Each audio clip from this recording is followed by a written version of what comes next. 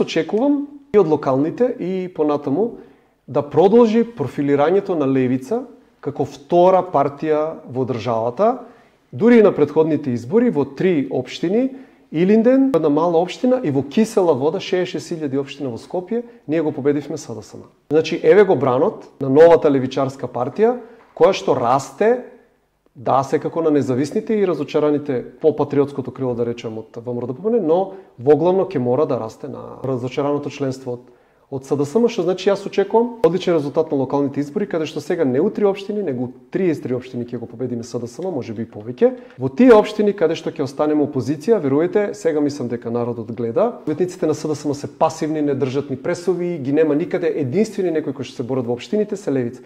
Значи, ако ние сакаме оваа бетонизација, сечење на дрва, ова градење на згради насред тротоар и насред пешачки премин, ако не сакаме таа ситуација да продолжи, ние мораме да ја дадеме што поголема поддршка на левица. Јас мислам дека има и добри шанси во една разочараност во општини каде што, да речеме, и традиционално СДСМ е силен, ние дури да победиме, па јас се надевам дека ќе имаме 1-2 црвени општини наредната година, за да покажеме и од позиција на власт, еве и локално што може левица да направи, со, да речеме, градоначалник и мнозинство во Совет. Но во секој случај тоа профилирање ќе како втора партија во државата ќе продолжи.